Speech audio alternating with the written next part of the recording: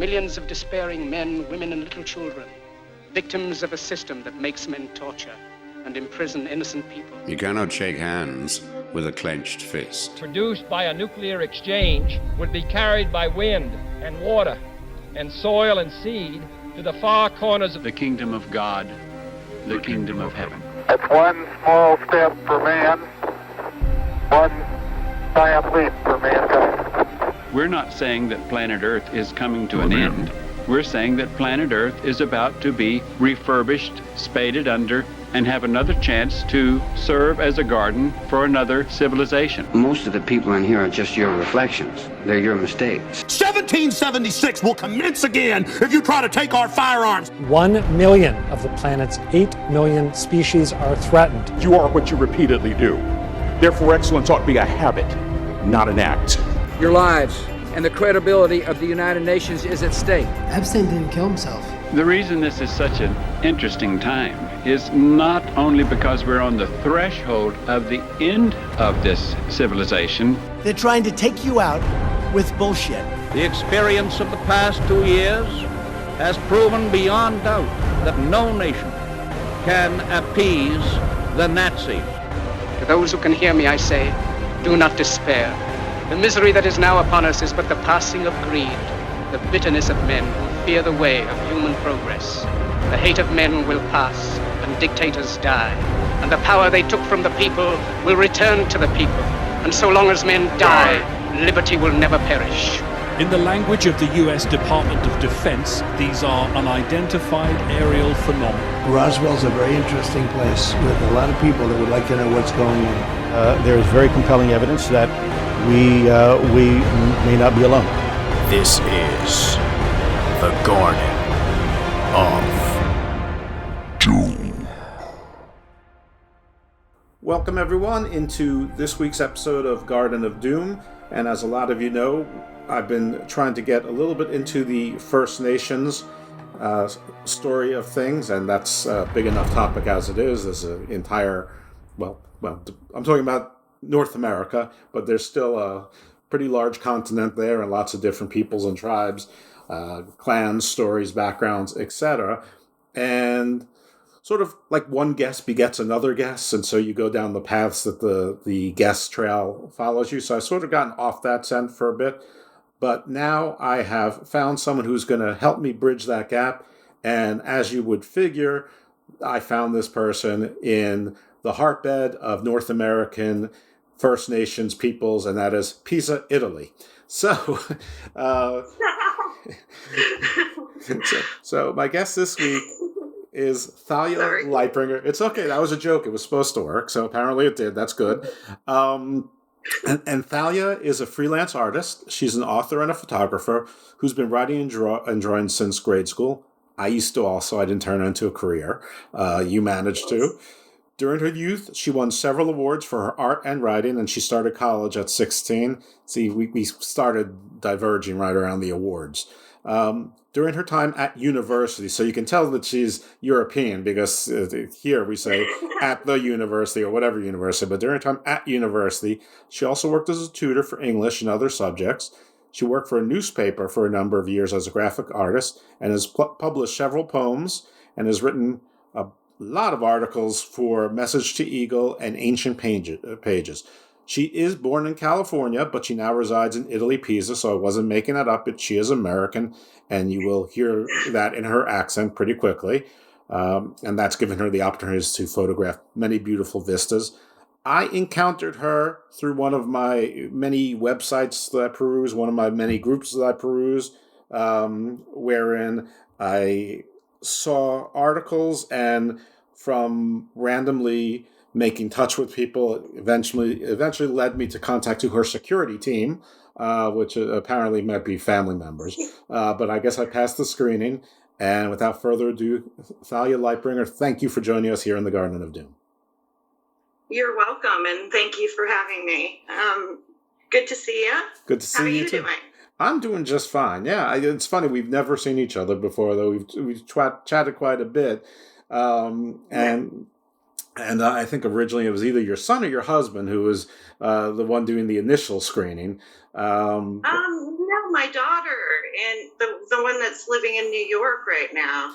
Oh. She's the one that contacted you and told me that you had messaged there. Because I don't pay any attention to Facebook these days. I don't. That is perfectly I'm fine. over it. That's okay. This is not the first time I've encountered family teams where they're all, some people take the screening, or the producer role and do the initial vetting, and that's fine. Obviously I've had the guests that I've passed, and I'm not aware of any guests that I didn't get because of that failure. I've had guests I didn't get for other failures or whatever, but not that particular one. So anyway, you wrote some. I think I first saw your name on a story about it was either Zuni or the Hopi. I think it was Zuni. Zuni. So we can start wherever you like, because I know that the stories that you shared with me are going to take us to a few different tribes and very different regions. So the Zuni are best associated with the Southwest. They were the Comanche, who really ranged quite a bit, but mostly I would say the central North American region, maybe the Midwest as well. Pretty rangy. But there were also, I think there was a tale from the Northeast, and if I'm not mistaken, there was some reference to the Seminoles who, started in Oklahoma. Started in Florida and ended up in Oklahoma. Cherokee. Okay. Who ended up in Oklahoma, but started in Tennessee, region. The Trail of Tears. Yes, the Right. Trail of Tears. So my apologies to the Cherokee and the Seminoles. Obviously I'm not expert on this. I'm trying to learn. So many. And so diverse. Indeed. Okay, so your first reading of my work was the Zuni. Yes. All right. The Zuni are a Pueblo tribe. They are one of the ones that are possibly related to the Anasazi, which I also wrote something about the Anasazi. So there is a tie there between those two. That's the bridge. And also the Hopi. Can we take a brief? Go on. Can we take a brief backup and just briefly say who the Anasazi are, what their connection to the Hopi are, and what their connection to the Zuni are, and then we'll go into your story, because that is indeed the bridge that led me to you. I mean, I'm interested in the myths and monsters and theologies of all over the world, but this particular one, it was the Anasazi that was the direct bridge. Yes, so the Anasazi are the ones that are famous for making those cliff dwellings that are up in very inaccessible points, and you can barely see them if you are in the area. You have to know that they're there. Mm-hmm. And they blend in, and it was possibly because they were trying to hide from Navajo invaders that happened. So it also connects to the Navajo. But the Anasazi are they're basically called the Ancient Ones, or the ancestors to the Pueblo tribes, which are Hopi and Zuni, and that kind of people that are now in New Mexico, Arizona, that area. So the Anasazi connects several tribes there, because nobody really knows what happened with them. But there are connections within the languages. Interestingly enough, the Zuni have a very different language from any of the other tribes in North America. How so? It's considered a totally original language.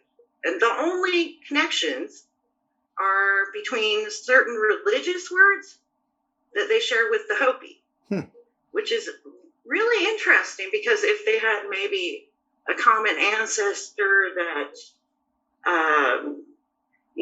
they shared those Kiwa rituals with, or Kiva rituals with, and the Kachinas, which they also seem to have in common,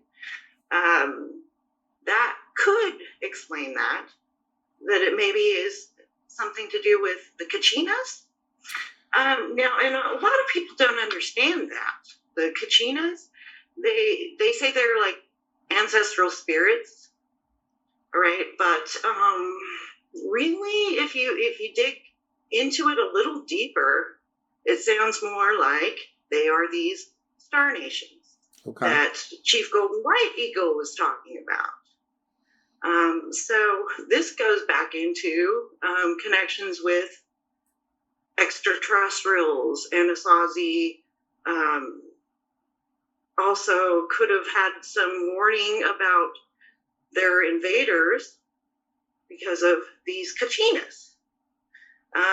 Apparently, as Chief Golden Light Eagle says, that the Star Nations have been watching over and interacting with the people for like ever, So, are there any? I don't think that. I'm sorry. Are there any particular stars associated with the Star Peoples? Yeah. Yes. Which is also interesting. Chief Golden Light Eagle says that the council comes from Orion, which is interesting because that also has connections with what the ancient Egyptians said. Apparently, the pyramids line up with the stars of Orion, and Orion was considered very important in ancient Egyptian culture as well as Sirius, the dog star. But Orion was associated with the Sirius, Osiris, people say, the god that died and was reborn as the Lord of the Underworld. Okay, so the Zuni, they say that their culture was born in the underworld. Now, is that an actual underworld, or is that a world beneath? Is it somehow connected with this star people thing? They said there were 4 worlds within the underworld. That's a really strange thing to say. Yes, did they? And that they were born there. Are there identified levels to these 4? Like, is it sort of like I don't know, Dante's Inferno, or sort of like how Greek there's the underworld and then there's Tartarus? No, it's more like it's just a place, and it has west, east, north, and south. Okay. And they have different ancestors or Star Nation guidance from each direction, apparently, according to Chief Light Eagle, Chief Golden Light Eagle. This might apply to where the stars were that they were coming from, is my thought. He talks about Arcturus, he talks about Sirius, but Orion was the big ones. They were the Elder Council, right? And are, apparently. So, okay, so the reason why I was drawn to that was he had some experiences with extraterrestrials in 1995.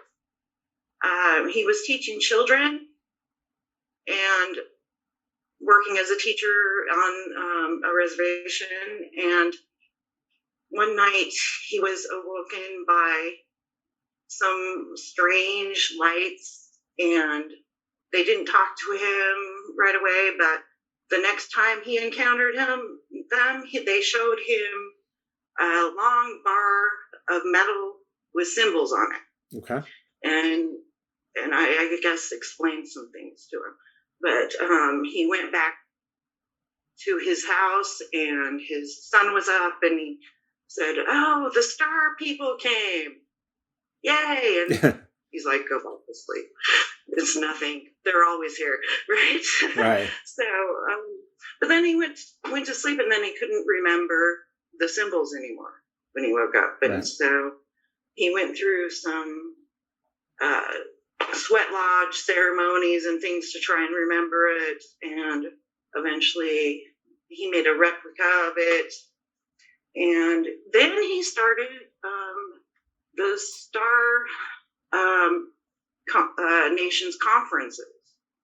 The first one was in 1996, and so like a year after this experience, which that was interesting because the first two he described sounded like the Greys, you know, and then he said there were some others that were taller, but he didn't say anything about whether they were still gray-skinned or whatever. But anyway, so he invited a lot of the experts in UFOlogy, extraterrestrial research to this first concert in 1996. And it went off with a bang. Okay, good. They ended up having quite a few more of these Star Knowledge conferences. And people from all over got involved. Not just the North American Indians, or Native Americans. They really don't like it when you call them Indians because they're not from India. Right. And I did appreciate that you said First Nations. I try. I mean, I'm, listen, we're probably of a similar age.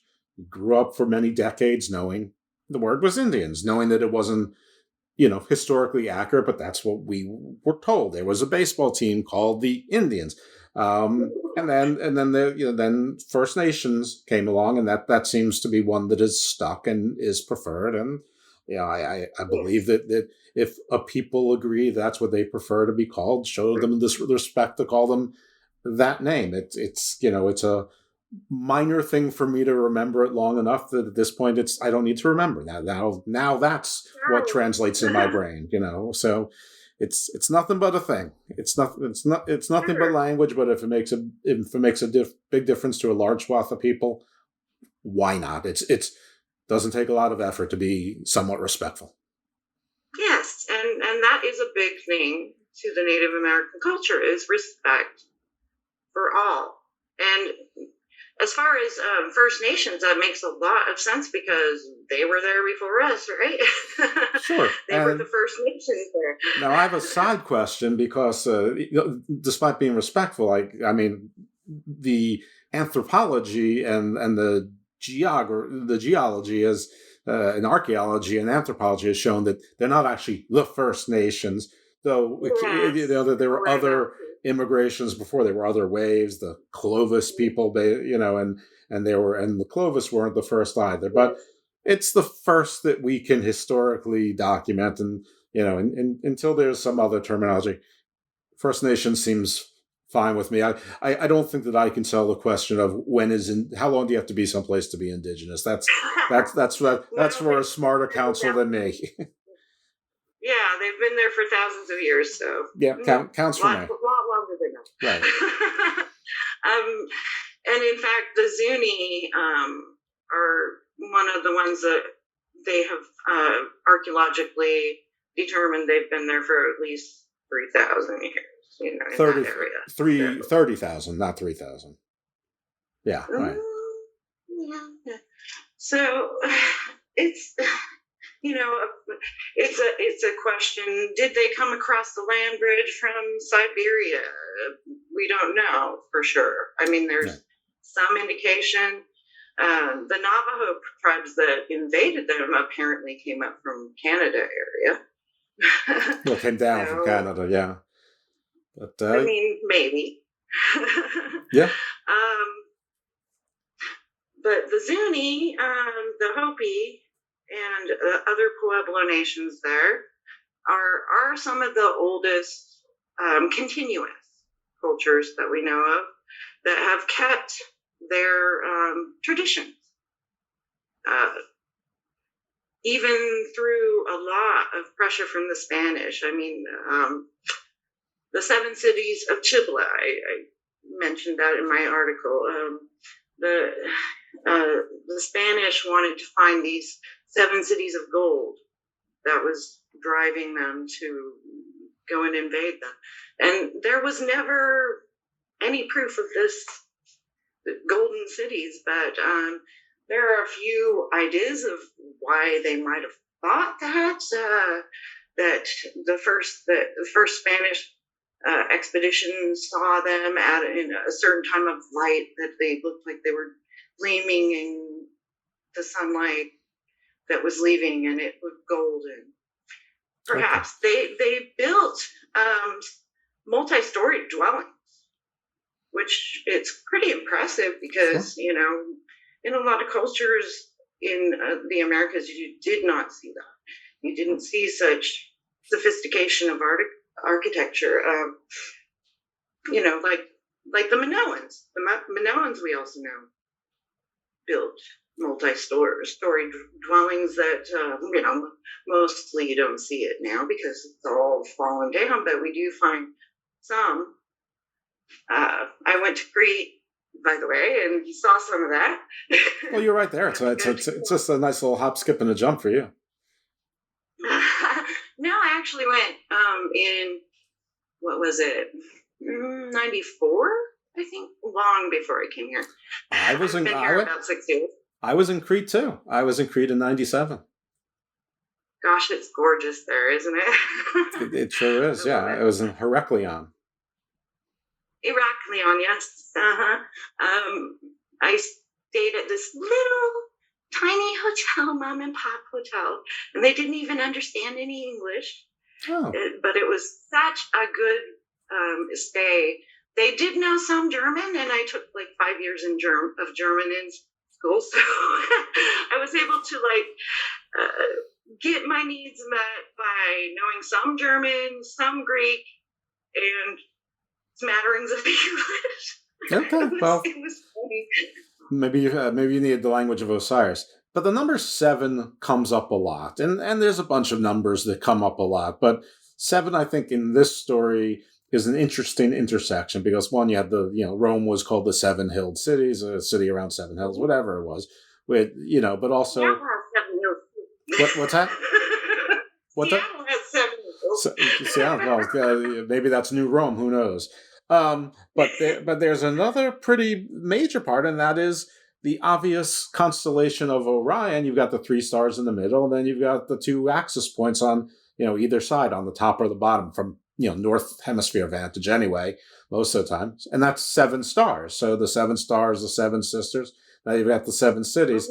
I mean, I don't know if that's I don't know if that's coincidence or not, but it makes sense that the Zuni, and the related tribes would build cities or settlements in the 7s if 7 was sort of a holy number to them. So, I mean, it's very likely Spanish just looked for, 7, settlements or communities that were close together and just assumed gold was hidden there, and that was the only pretense they needed. Who knows? But they did have a lot of silver. They are still known for how beautiful their silver jewelry is that they make. They are very colorful people. I don't know if you've seen a lot of the photographs of them or whatever, but wow, they really have some vibrance to them, and they make some really awesome jewelry, and the Kajina dolls. It's all color and life and dancing and yes, I have, as a matter of fact, and you know what? I want to take this time to do a shout out to the Limbrick, New York public school system, because the amount of things that I was exposed to that apparently people all over this country and in some cases the world have not been exposed to, that I took for granted, is extraordinary. So shout out to Limbrick, Long Island, the public school system there. Did a darn fine job on your curriculum, but also allowing teachers some freedom to expose students to things that maybe they wouldn't have in other school systems. So good job, guys, because we really did get exposed to a lot of different things. And whenever anyone says, have you ever seen this or heard of it? I'm like, yeah, I remember that. Or yes, we took time on that. And this ranges back to the Tulsa horrific events that led to Juneteenth, and yes, the Zuni, and yes, exposures to African cultures and and Asian cultures and you name it. So I wish I could remember some of the teachers' names, but thank you, Limbrick. Good job. That's amazing because I did not feel the same way about my schools, but I always just read at the library, did my own research. I wanted to learn. Oh, well, I wanted to play video games, so I did that later. well, and build Lego and things like that. So it's a good thing that it was a good education, or I would have been more sheltered than I already am, and probably more, probably more selfish and privileged than I already am. So, but enough about me. No one's here listening. Well, hopefully some people are listening to me, but not. But for what I bring to the show, not to hear like tales of my youth. Well, it's all interesting to me. But yeah, the 7 cities of Chibla, in fact, is a myth because there were only 6 pueblos, 6 major pueblos. And I don't know why they thought there were 7 cities. Mirage. Happy counting. Maybe. Convenient counting. Maybe they were looking for 7, so they saw 7, counted one twice. Maybe the commandante said, "Hey, you conquistadors, scouts, don't come back unless you find 7." They're like, 7 checks off 7. Well, it's the lucky number, right? Lucky number 7. Well, they had gone about 2,400 miles at that point, probably on horse and foot and through not exactly friendly territory. So maybe they're like, yeah, we're going to say 7. Everyone sees 7? Yeah, we saw 7. Checks out. They were drinking the last of their rock gut alcohol, and one of the cities looked like 2, I guess. Yeah, it was down to the grog. Yeah. Oh, anyway. For those who don't know, grog is a very watered down rum. But some of those Spanish at least discovered the Grand Canyon and got to enjoy that view. Oh, well, good for them. They didn't find any gold, but they found the Grand Canyon. Well, it probably would have been found by Europeans anyway eventually, but good for them, I suppose. So when they, they thought it was the 7 cities, but it was actually not. It was 6. And so we had, at that point, was it the Zuni living there then, or was it the Hopi at this point? It was the Zuni? That was the Zuni. Okay. The Chibla story. They are a very interesting people, but the Spanish did not get to know that because they didn't let them in. They sent them away, go away. They fought hard. They are some of the only ones that were able to resist, and eventually they became the first to be able to administer their own reservation after they lost their 6 cities and become one major pueblo. But they were some of the first able to start doing their own laws without, the White House interfering. Okay, that is good. But let's go back to some of the stories or mythology, whatever we want to call it, legend, lore, beliefs, doctrine that might be that interested you into writing stories and articles. Yeah, since was a child, I was always interested in mythology and legends, and I cased my library for any books on that stuff. But I wasn't really interested in the First Nations at that point. I was mostly interested in ancient cultures like Greece and Egypt, and the Maya, actually, I was interested in, but because of their great civilization and their knowledge of the stars and their prophecies and stuff. And then later on, I got into it more of the Cherokee legends because my mom and dad told me that my dad had an ancestor that was a Cherokee princess, apparently. But I don't know how much I believe about that because I some genealogy, and I could not find anything. But so no claims any. Yeah, so no royalty can be confirmed. No, but it is possible I have some Native American ancestor, because my grandma on my dad's side definitely started looking like an old squaw. Well, I'm pretty sure there's some geneticist out there who has figured out that all of us, every single person out there, is no more than like a 10th cousin away from each other. Sure. And I did read that book about the mitochondrial DNA, the first Eve and all that. And, so apparently we all are brothers and sisters. And, the Native Americans also believe that we are all brothers and sisters with the Star people. Yep. And they call them the Star Brothers and the Star Sisters, actually, or Star Nation. Now, did their legend have any detail? Was it like sort of like how the Dogon or the Zulus actually had the specific peoples that came down, or was it almost like a panspermia type of story, or because I think the Quetzalcoatl story is almost like someone came from the stars and came down, and yeah, I mean that's an interesting one. And that's also North America, though. I mean, people don't think of Mexico as North America, but it is. And it's a long way for the American Southwest, but over the course of millennia, it isn't, even on foot. So and they're by no means the only one. You already pointed out the Egyptians, etc. But is there like a specific origin legend tied to the stars? There are so many, and every culture has their own. One of the ones that I really enjoy, though, is White Buffalo Calf Woman from the Lakota Indians. Same Chief Buffalo, or Chief Golden Light Eagle, sorry, same place he came from. So the Lakota, they say that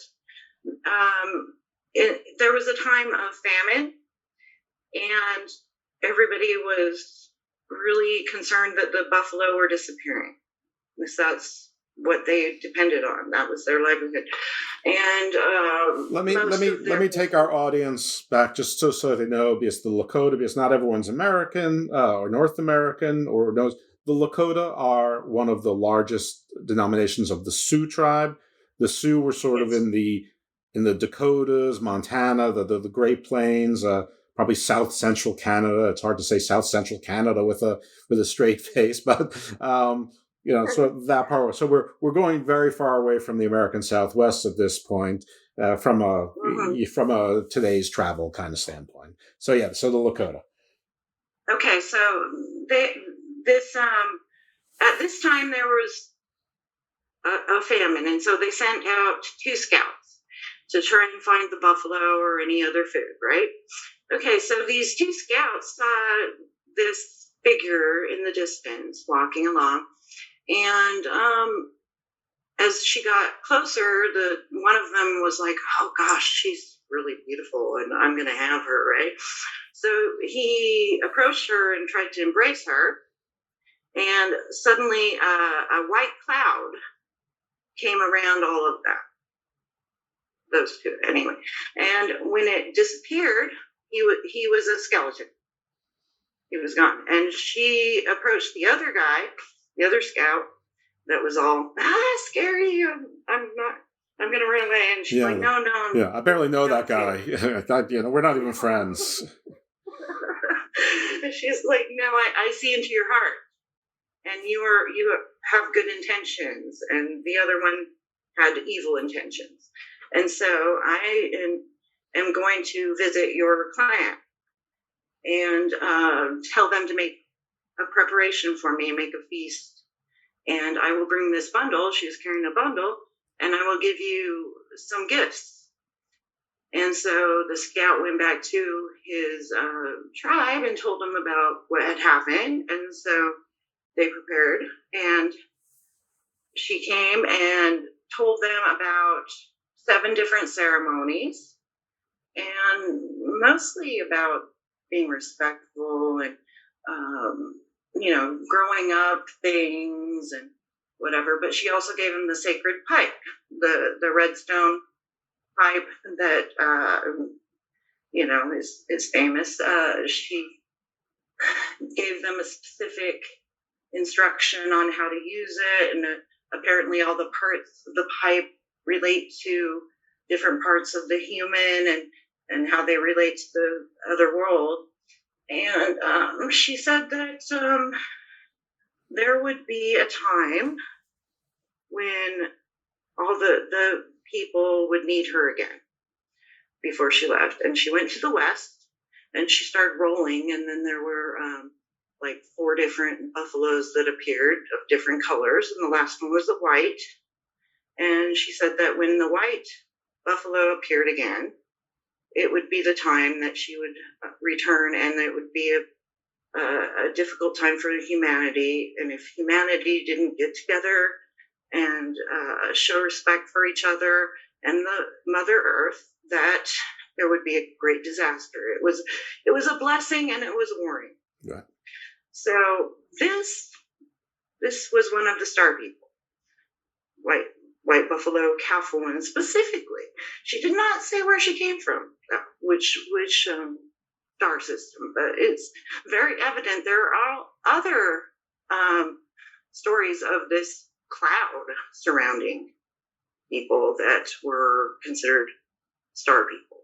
So, and vessels as well. I mean, a lot of times when you hear, you can call it UFOs, you can call it biblical stories, you can call it, mythology, whatever pagan stories you like. That oftentimes there's a cloud surrounding, a swirling or sort of an obstructed view, including things that we hear about now. So, nothing unusual. It is interesting that the white buffalo was the harbinger of, well, depending on how humans behave, good or bad, because, in the 4 horsemen of the apocalypse, death rode on the pale horse as well. So the pale horse, it's interesting. Yeah. And the Lakota keeper of the sacred pipe says that in 1994 there was a white buffalo calf born, and ever since then, I don't know how many years, but I watched it several years after that, that there was one born every year. And so he was saying that it's because of this climate change and all of the destruction of Mother Earth, all the mining, all the stripping, I mean, everybody knows. Draining of all of the Earth's resources for the needs/excesses of humans. Mm-hmm. So that's a bad thing that there's a white buffalo born every year, or it's not a good thing? Like White Buffalo Calf Woman said, it is a blessing and a warning. It means that the time has come for the people to come together, start to respect it, start to respect nature, start to respect Mother Earth, work together, show love for each other as brothers and sisters. I mean, basically, as we said, we're all brothers and sisters. We all have to live here. If we destroy our Earth, nobody's living, right? So, well, nobody likes their family, so that we're doomed. But, I mean, like he said too, though, it's not, I mean, people that aren't in government don't have a whole lot of say. I mean, we can fight by dispersing information, trying not to do those kind of things ourselves, but it's the world governments that have to get together and take control of this and make sure that those kind of things are not allowed. I mean, seriously, that's why they're all speaking out now. That is why Chief Golden Light Eagle decided to let some of the traditions and ceremonies and prophecies go out to everyone, because, I mean, that was, 2 years after that, the first white buffalo. It's very interesting that time period was the one in play here that was pivotal here. because as all great sources go, the HBO show The Newsroom has to be one of the top.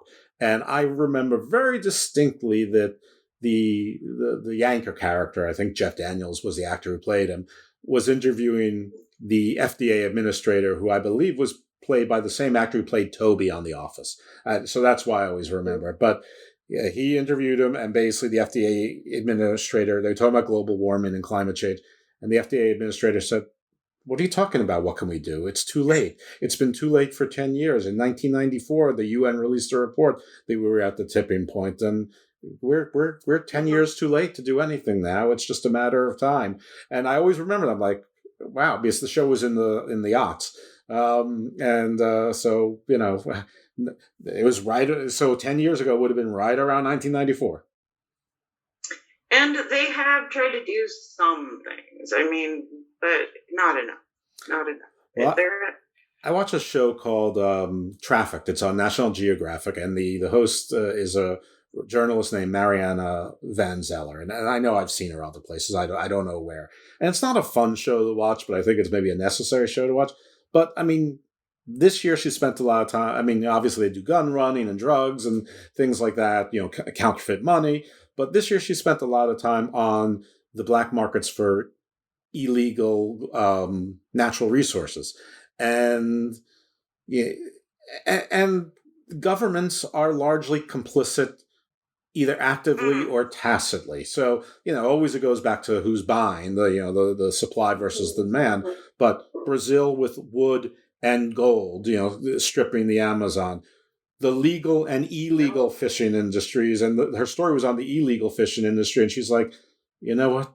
The illegal shipping industry is a pittance of the damage that the legal fishing industry is doing. And the same thing is with mining and it's related to what China is doing in the western part of China and to the Uyghurs it's all related to resources. And I'm sure that's just scratching the surface, but we literally are draining the earth out of its core. If there wasn't a hollow earth before, we're certainly making one. So if the Zuni were wrong about an underworld, they'd probably be right now. Yeah. Oh, goodness gracious. Anyway, so speaking of mining and the Zuni, after they were granted their reservation, there was a big fiasco around the 2000s of the government wanting to go in and mine on their land. After they gave them all these reservations, it turns out they had lots of natural resources because there were places that nobody wanted to live, and that is usually where these things they want to mine are, or the oil, or gold, copper, zinc, whatever's needed in the new technology, and the satellites, the cell phones, whatever it is, the rocket booster, whatever it is. They actually did win that, though, and they were forced to give up their ideas of mining there. So that is very cool. They actually won one. Good. Well, good on that one. So yeah, okay, but I guess you're tricking me into getting into politics and current affairs, and I try not to do that. So let's get back into some of the sort of the legend and the lore stories. So we went from Zuni to Lakota. So take us to the next one. I think earlier I said Comanche, but it was Cherokee. So yeah, let's. Cherokee. Yeah. I wrote the legend of Little Deer Out. That it actually applies to all of that. So the Cherokee have this legend of how disease and actually healing came about. So in the old times, apparently everything could talk. The animals, the plants, everything, and the Native Americans actually call them nations, like the Plant Nation and the Stone Nation, and the animal kingdom. There's the Bear Nation and whatnot, right? Yeah, well, their animism is basically the and that's that everything has spirit. Mm-hmm. And within that, there's an interrelatedness of life, and that's important to respect all of it, right? So that you have to show respect when you take life in order to eat or, whatever. I mean, you have to show respect and use it all, not waste. And consumerism, major culture of waste. So that's got to really piss them off. Anyway, but, okay, so in the old days, the humans discovered a better way to hunt. They figured out a bow and arrow, right? Mm-hmm. And so all of the humans decided that they were going to just go out and kill and, have fun with this, right? And so they weren't respecting the life. And so the animals got together and they said, well, we're going to stop this somehow. And the bear decided, well, why can't we use this and go kill them too, right? So he tried to use the bow and arrow and he couldn't because his claws interfered. So he decided to cut off his claws.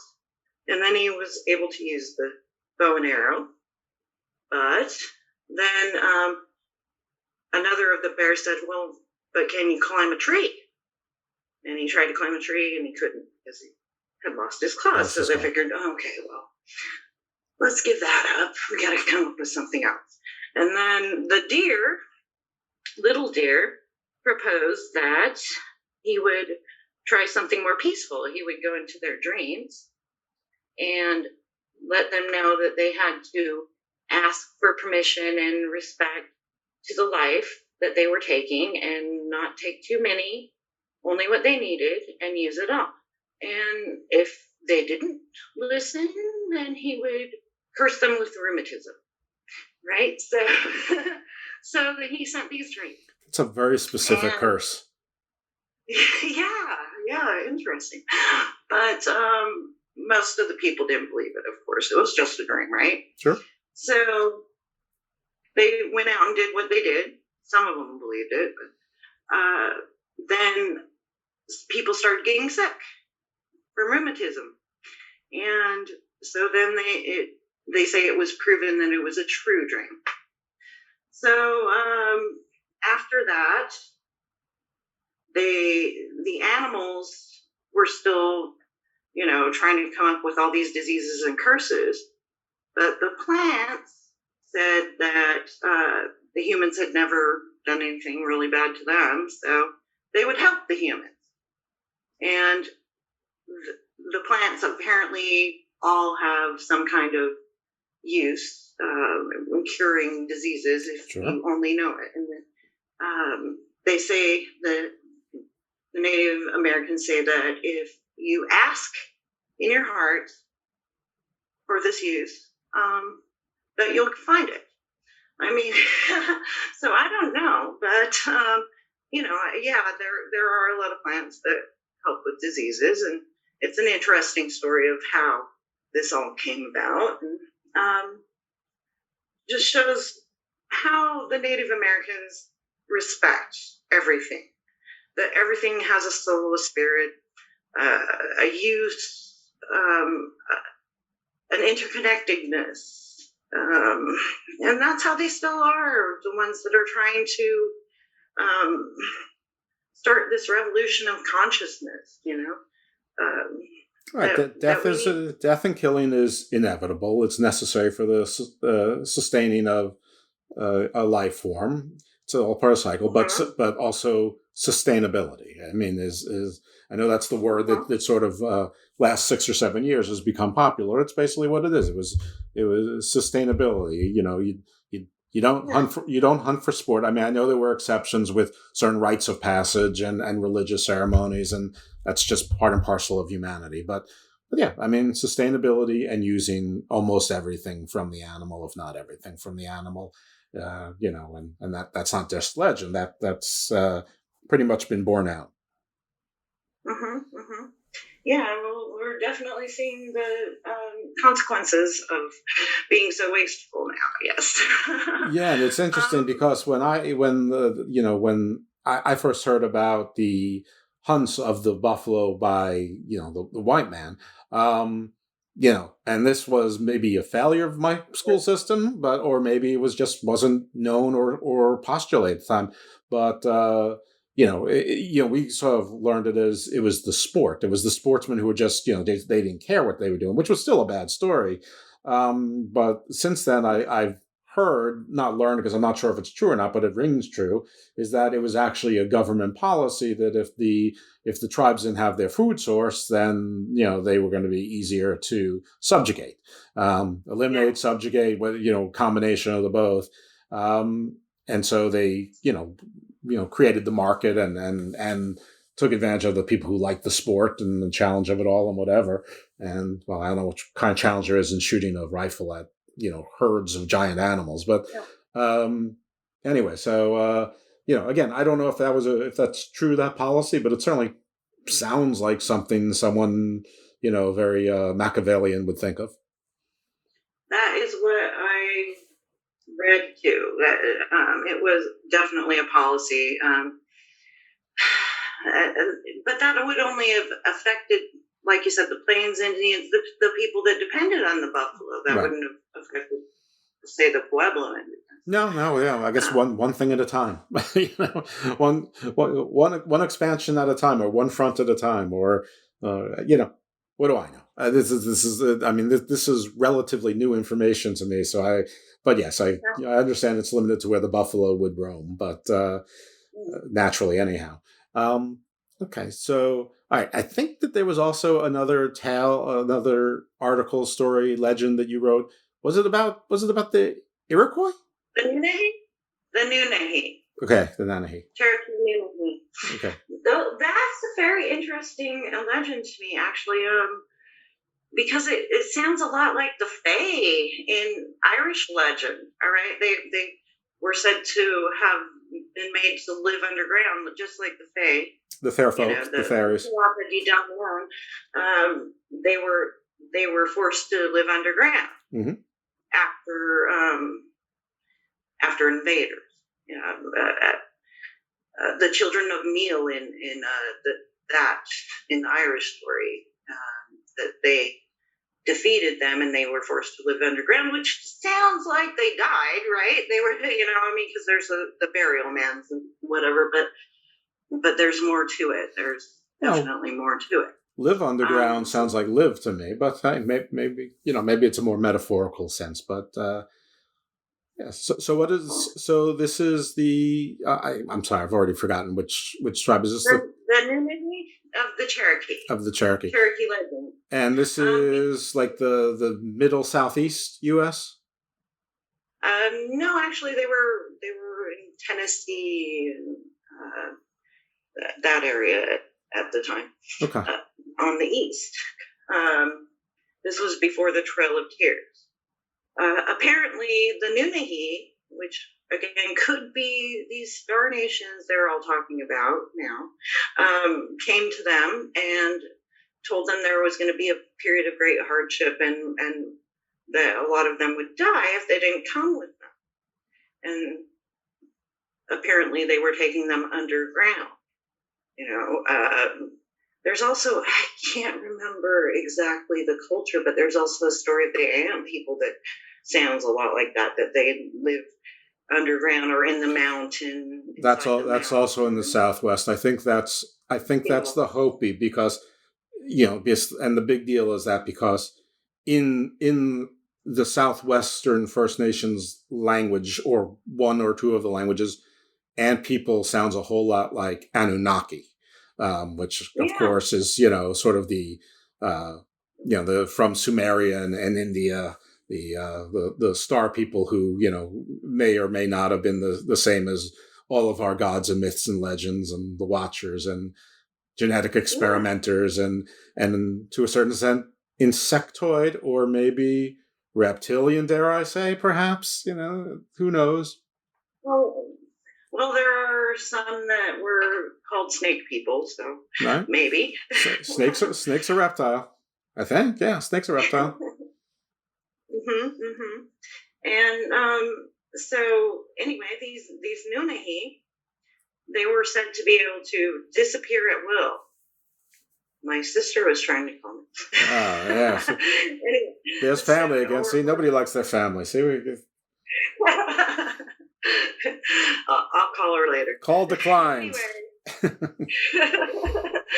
So they were also said to be able to be invisible, which, I mean, it sounds more like fae to me, like the Irish legends. Like they were people that they would hear music, they would play music, and if you followed that music, you could be led into their culture and never return. Again, like the fae, very interesting legends like that. They were fighting for the Cherokee. Even that sometimes when the Cherokee were under attack, that these people would appear and fight the battle for them. Because Cherokee were mainly peaceful. In fact, most of the cultures I've written about were mainly the peaceful tribes. Not all of them were peaceful. Not Lakota. But those are the ones I like to write about and think about. That's fine. The ones that, yeah. We all like what we like. That's okay. I won't tell you to only write about the conquerors. That's okay.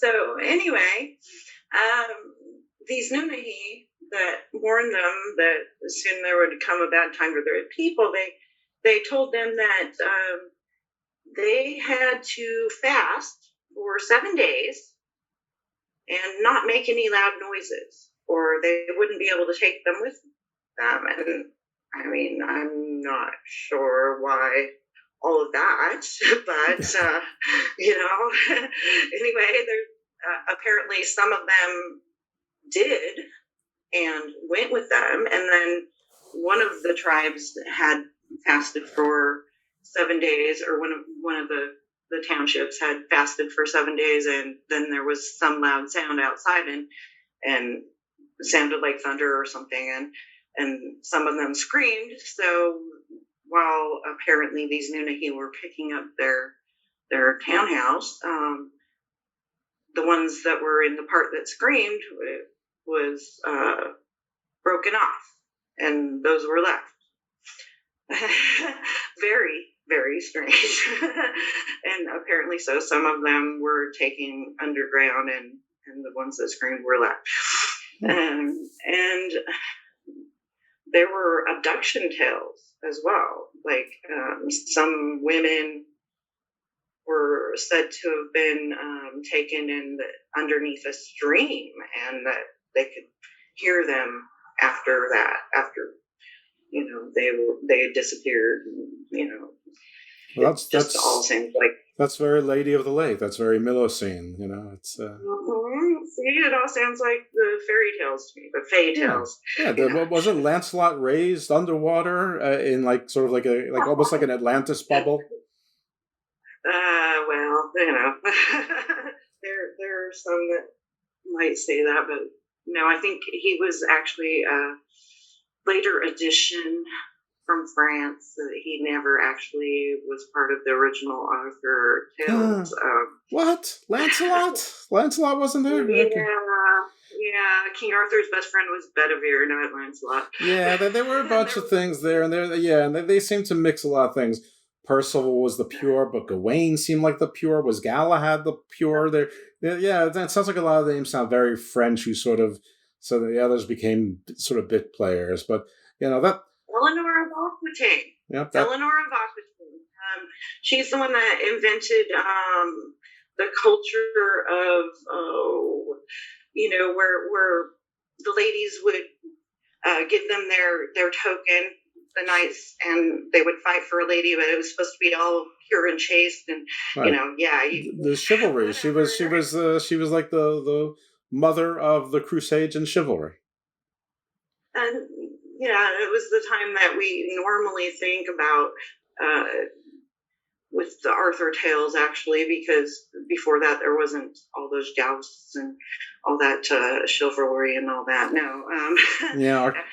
Well, Arthur is probably a different entire show, and yes, I mean, the time period of when Arthur was supposed to exist and how it's depicted are centuries apart from one another. But that's.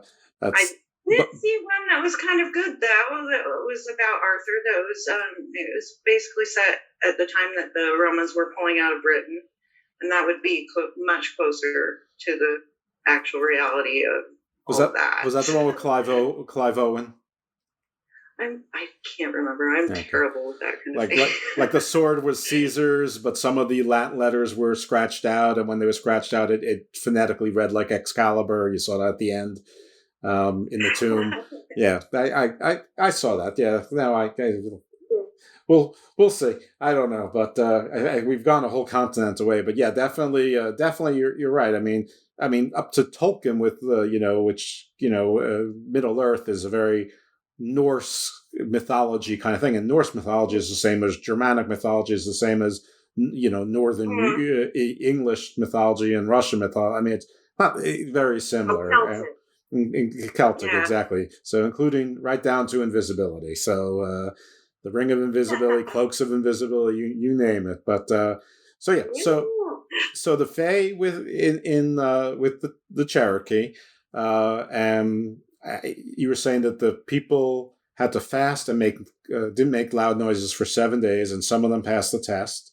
So I think that's sort of around where we left off, before we got on the whole Arthur thing. Yeah, and so shortly after all of that, there was the white invaders, and the Nunahi, all their townhouses apparently were no longer used. Supposedly, some of them followed the Cherokee to Oklahoma on the Trail of Tears, but before that, they said, okay, there were places that were Nunahi townhouses, and if they threw stuff into the townhouse, it would later disappear, be cleaned up later in the day. Nobody would ever see anybody, but like my dryer. Be gone.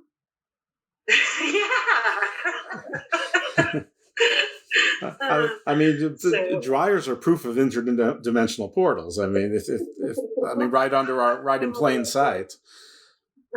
That's great. Hey. Yeah. No dryer here. Oh, really? I don't have any interdimensional portals. Damn it! Is that because you're in the penthouse of the Leaning Tower of Pisa, and no heavy appliances allowed? No, seriously, most Italians do not use them. Okay. It's kind of a sad thing. I guess so.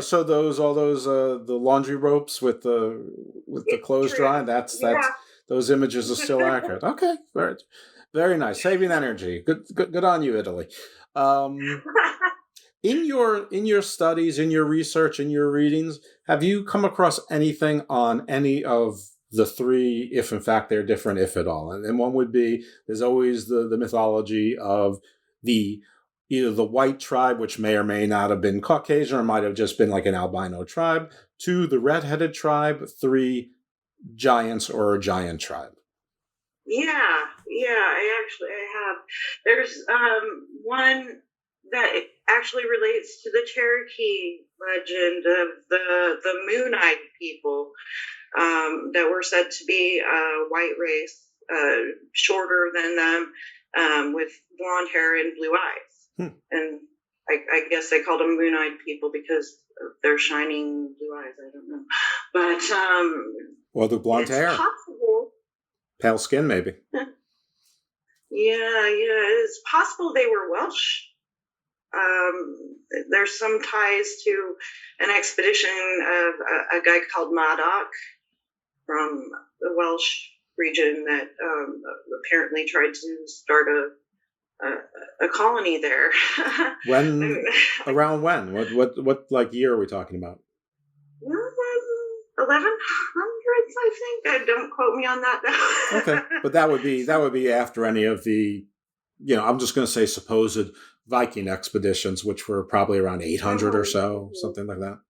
Yeah, so I mean, it is possible. It is possible, but they all disappeared. Of course, the Cherokee and the Moon-Eyed people fought. So, and then they were all the Moon-Eyed people were wiped out. I'm sure there wasn't very many of them coming over if it was just a colony, But not a First Nation white tribe.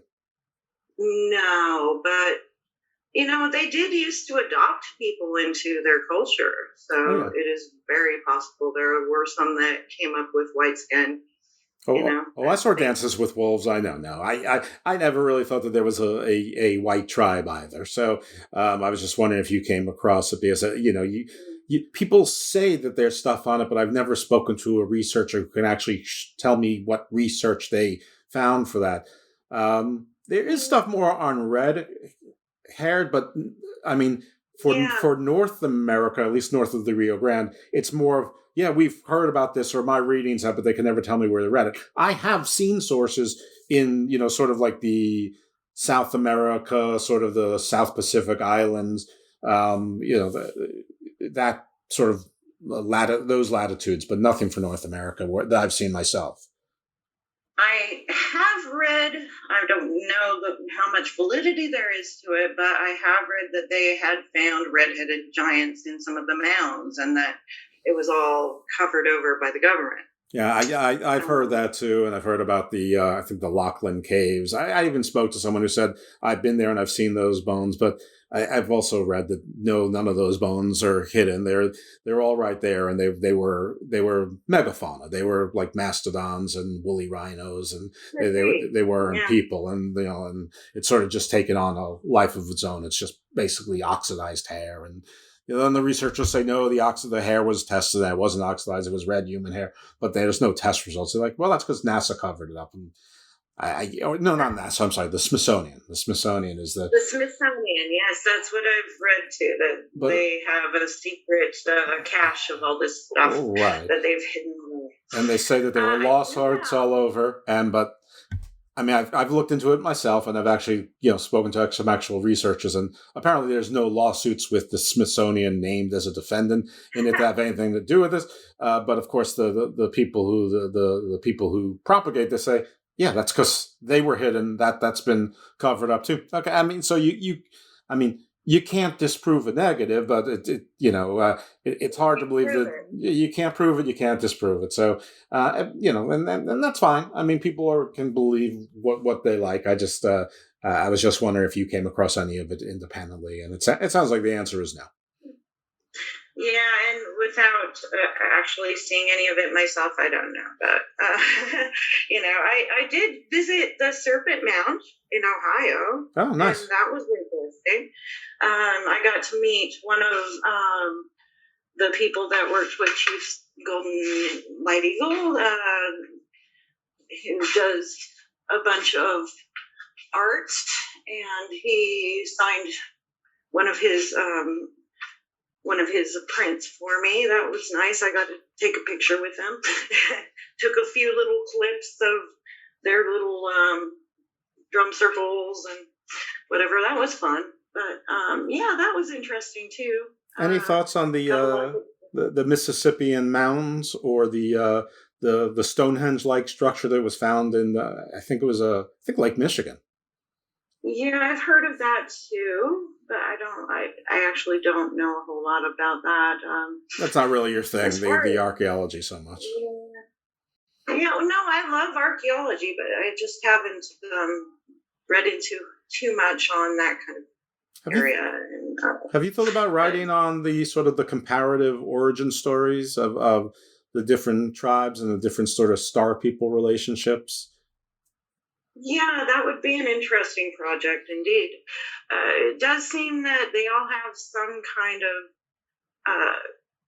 origin story that relates to the Star People.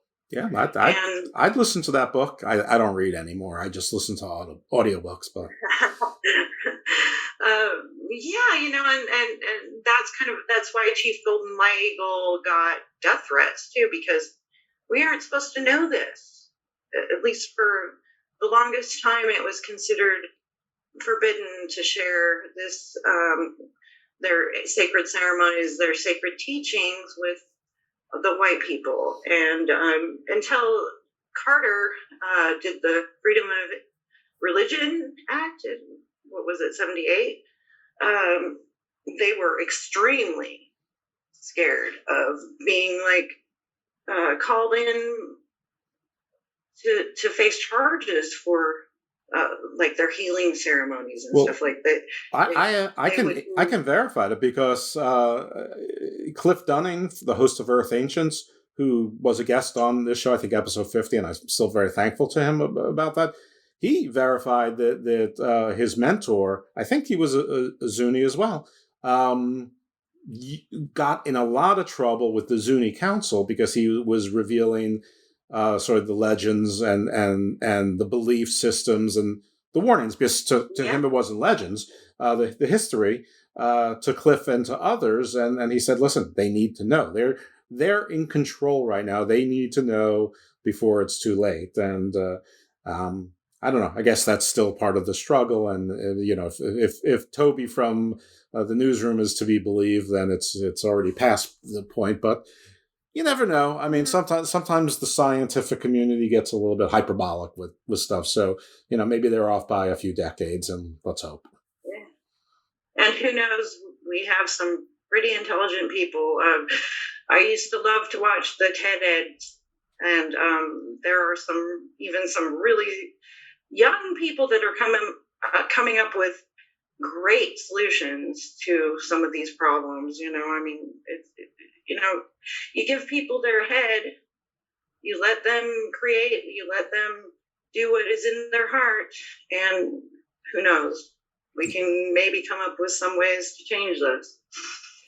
That would be lovely. I hope that also that Elon Musk sponsors some of them so that when he takes over Mars, they don't make the same mistakes again. Yeah. And we should probably get used to calling planet Musk, because that will be its new name. Yeah, indeed. On my cousin's show, well, it's my show, but and on this show I did an episode called Space Chase, which came out just a little bit before Netflix dropped its movie Don't Look Up, and there was a lot of the same stuff in there, which was fun. And so then my guest is an aerospace engineer, who I'm not allowed to say where she works, or and I don't even use her last name, so I just call her Crypto Kelly.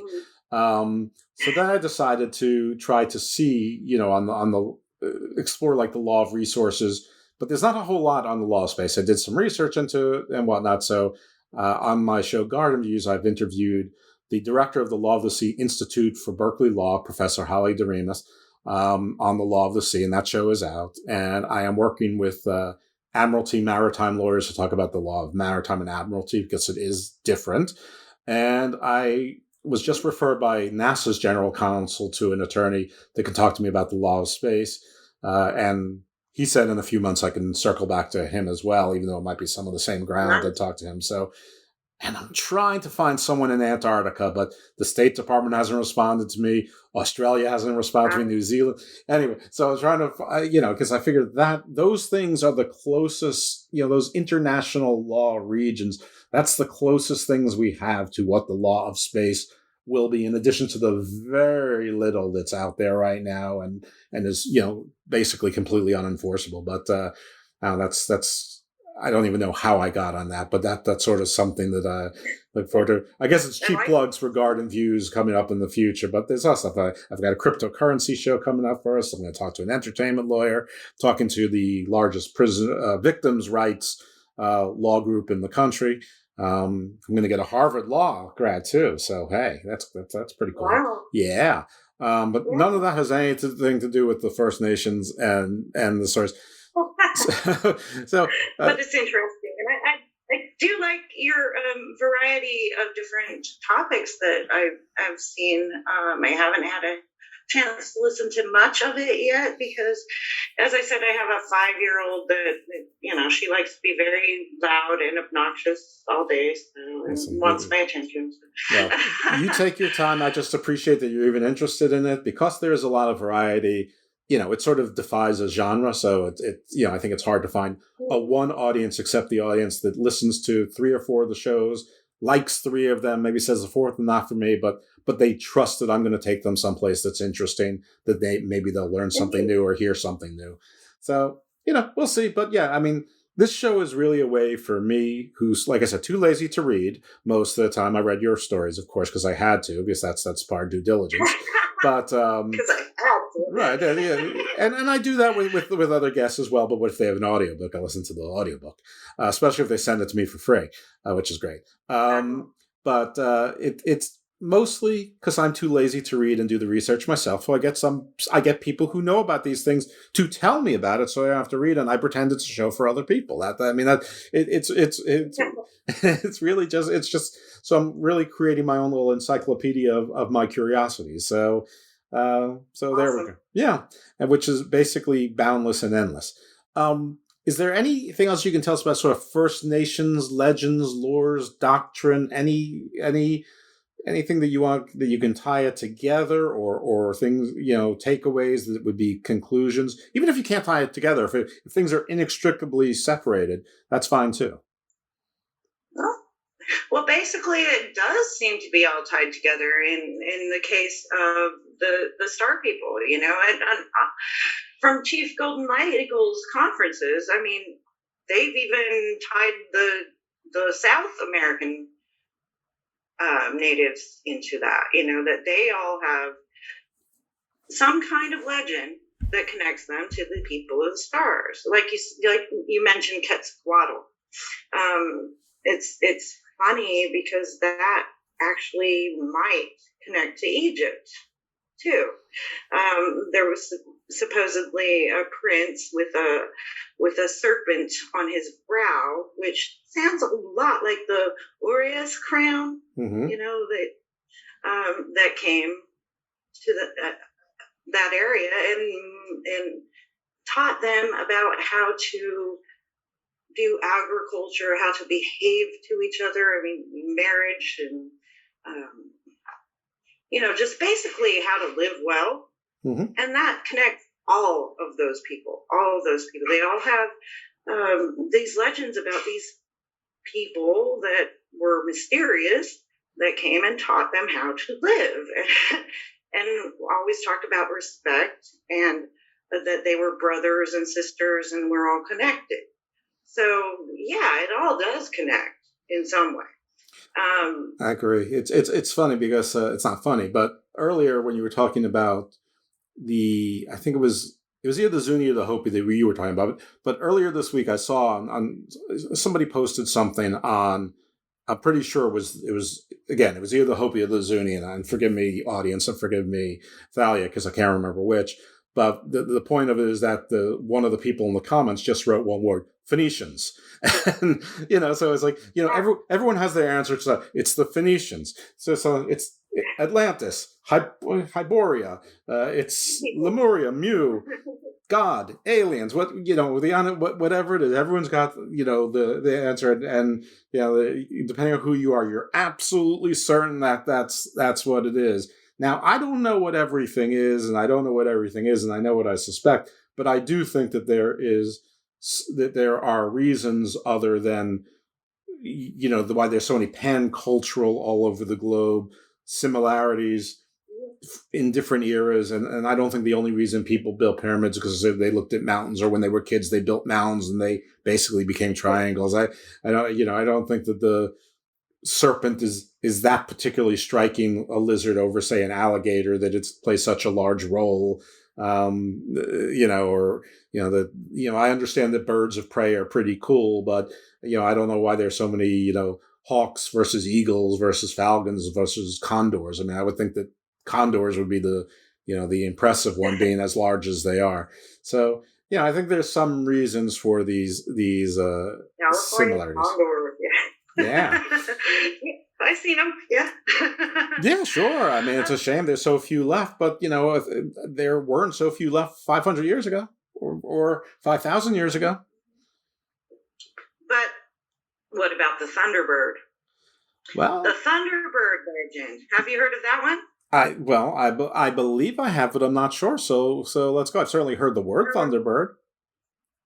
Well, it sounds to me kind of like an airplane or a jet. Maybe it was a shining, huge bird that made a sound of thunder. Right. Sounds a lot like a phoenix, right? Well, the phoenix, maybe something that disappears also. Sounds like a phoenix. It also sounds like, how Enoch was taken away in a chariot led by 4 golden eagles, or Ezekiel, same thing. Muhammad, sort of similar. I mean, again, a lot of the same symbology, in different eras by different authors in different time periods in different parts of the world. And yeah, so the Thunderbird, yeah, I mean, I've heard what I've heard, but, I've never heard like a, story from beginning, middle to end, or I haven't, or I don't recall it. But, when I was a kid, the in the X-Men universe, there was Alpha Flight, which was their Canadian counterparts or enemies, and no, Thunderbird. Yeah. No, Thunderbird was, I think, in the X-Men universe in the X-Men. But there's the Thunderbirds in the Navy. I mean, I think there's a squadron. Maybe it's not the Navy, but it's the U.S. military. I might be confusing the Blue Angels with the Thunderbirds. I'm not even sure. But yeah, I've heard the Thunderbird, the bird that makes the thunder, and it does sounds like sonic booms. And I used to live on the approachway and the takeoff route of the Concords when it was Air France and British Airways both had Concords. I think for a while TWA did too, or Pan Am. And anyway, most of these airlines are not in business any longer, and the Concords have stopped flying for a long time. But they look like Thunderbirds too. And I don't know, that it's all sort of cool. Oh yeah, my O was about the Blackbird, not the Thunderbird. But how else would ancient people describe something like that? It'd be a bird with fire in its tail that made a loud noise, or some kind of metal horse, if it was, in fact, I think the Native Americans did call the railroad, the trains, the early trains, a metal horse. Iron horse. Something like that. The Iron Horse. They call it, the Iron Horse. Yeah. The Iron Horse. Yes, you're right. That's all they had to use to describe it. They didn't have any basis for for coming up with something that didn't make any sense to them. Right. And the word Thunderbird is the English translation of those languages. In those languages, it might have meant something a little bit different that is significant. It could have been like loud flying object, or that looks like bird. I mean, could have been the literal translation, and it's just turned into Thunderbird. I mean, I don't know. The Thunderbird makes perfect sense as well. But yeah, I mean, like I said, there's a lot of I call them pan cultural. You call it global. That sort of span time and space. On our little blue marble here, and that's what I find interesting. So I love the comparative stuff, and and I'm interested in the real history. I'm interested in the real archaeology. I'm interested in the real anthropology, and I don't think that there's necessarily as much distinction between I think we just have to find the links to connect the legends and the lore to the science, because the science keeps moving. I mean, just in the last 10 years, we've found Denisovans. We found that Neanderthals, did art and lived in communities and weren't these dull troglodytes. They found the Hobbit people. So I mean, there's, and these things these are now part of scientific canon. Well, 20 years ago, that it was all science fiction. Everything, the goalposts keep moving with science, which is that's not an accusation. It just is what it is. It's natural. And, part of it is because, people who live on land that's important to them don't want people digging, in these giant troughs on their land. And it makes perfect sense.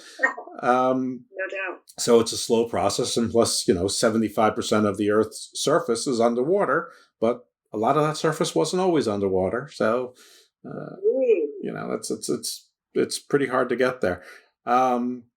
So yeah, it's an exciting time to follow this stuff. It's, it's also fun. It's fun for me anyway. But yeah, I really enjoy this stuff. But do the comparative origin story book, or the comparative First Nations theology book. That seems like it's going to be a bestseller to me. Thank you.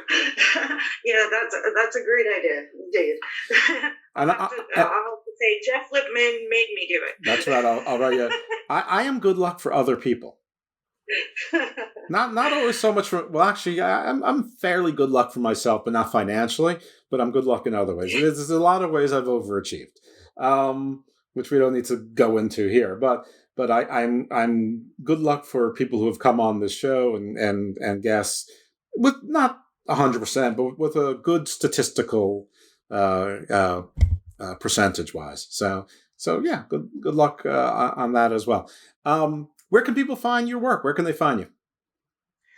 Well, I've got my page that you found on Facebook, the Thalia Lightbringer page, and I've got a YouTube channel, but I mean, I posted a couple little tiny things on there, like when I went to the Serpent Mound, little tiny clips. But yeah, mostly just my page there on Facebook. And who do you, which publication do you contribute to rather frequently? It was Message to Eagle and Ancient Pages, but right now, with the way she is, my little 5-year-old, I'm not writing for a while. You're on a writing hiatus. I had to say, guys, I just, she likes to come and disturb me whenever I'm trying to concentrate on anything.